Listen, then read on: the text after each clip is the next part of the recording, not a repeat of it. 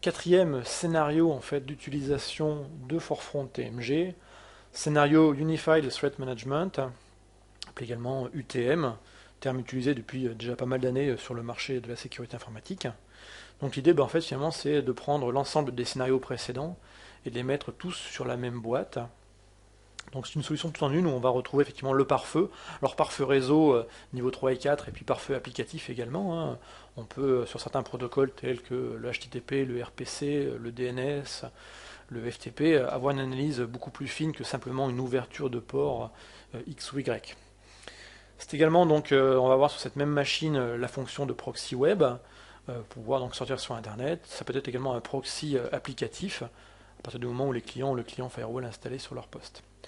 La machine, dans ce scénario, peut également faire reverse proxy pour publier, par exemple, de manière basique, un Outlook Web Access ou encore un serveur SharePoint, par exemple.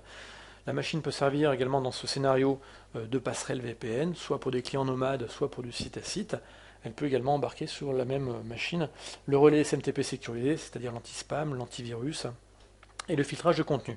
Et puis dernière chose, le NIS que je vais détailler juste ensuite. Donc on est clair que dans ces scénarios-là, où on va avoir l'ensemble des rôles disponibles dans Forefront TMG, mais le tout sur un même serveur, soit il faudra un serveur très dimensionné en termes de puissance, si on a beaucoup de monde derrière. En général, ce sera plutôt ce type de scénario, l'UTM sera réservé à de la petite ou moyenne entreprise qui ne souhaite pas en fait avoir démultiplié le nombre de machines, mais avoir l'ensemble des rôles sur un même serveur. Alors le NIS, c'est l'acronyme de Network Inspection System.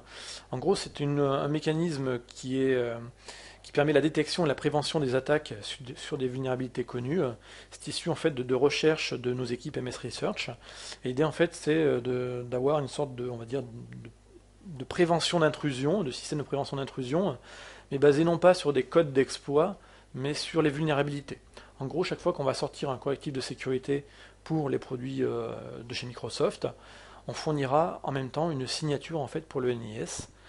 Donc cette signature permettra en fait, donnera aux administrateurs un peu d'air, un peu de temps pour pouvoir déployer et tester les correctifs. Donc à partir du moment où les machines seront protégées derrière un TMG, toute tentative d'exploit sur la vulnérabilité connue sera bloquée par le NIS. Quelques autres nouveautés dans Forefront TMG, surtout versus son prédécesseur ISA Server 2006. La possibilité de connecter la machine à plusieurs connexions, à plusieurs fournisseurs d'accès Internet. Donc typiquement deux connexions, hein, ça va vous permettre deux choses. Soit de faire de la tolérance de panne avec une ligne principale et une ligne de secours. D'avoir par exemple deux connexions ADSL ou une connexion en T1 et puis une connexion ADSL à côté. Ça permet également de faire de la répartition de charge. Vous avez, mettons, une ligne ADSL à 4 mégabits et puis une à 1 méga. Eh bien, vous pouvez coupler le tout et disposer, on va dire, de 5 mégabits. Après, la répartition se fera par rapport à un pourcentage que vous donnerez. Ici, typiquement, on sera sur du 20-80%. Forefront TMG propose également du SIP Traversal. Donc en gros, il s'intègre beaucoup mieux en termes de support avec les scénarios de voix sur IP. Il s'intègre également parfaitement bien avec Forefront, dont le nom de code est Sterling aujourd'hui, qui est en fait Forefront Protection Suite. Donc c'est une suite en fait unifiée et une console d'administration qui va permettre en fait de gérer dynamiquement l'ensemble des produits de sécurité dans l'entreprise et en fonction de menaces de pouvoir piloter à distance entre guillemets les différents équipements tels que le Forefront TMG par exemple. Dernière chose à retenir, Forefront TMG fonctionne sur Windows Server 2008 et Windows Server 2008 R2 en version 64 bits uniquement. Petite synthèse pour terminer.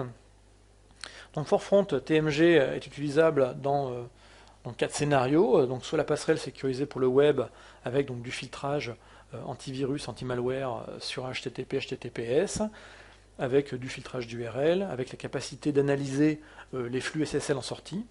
En termes de passerelle d'accès distant, les grosses évolutions sont principalement sur la partie VPN nomade avec le support du protocole SSTP et le support de NAP. Pour la partie relais de messagerie sécurisée, la grosse nouveauté c'est l'intégration de Forefront Security for Exchange qui va en fait permettre de faire la partie analyse antivirale et anti-spam au niveau directement de Forefront TMG. Et puis le Unified Threat Management, qui est l'UTM, reprend les 3 premiers rôles et puis met tout sur la même machine. Et on a également la fonctionnalité de NIS, le Network Inspection System, qui permet en fait de bloquer les attaques réseau passant au travers de Forefront TMG à destination de systèmes Microsoft où il y aurait des vulnérabilités qui ont été détectées et corrigées par des correctifs.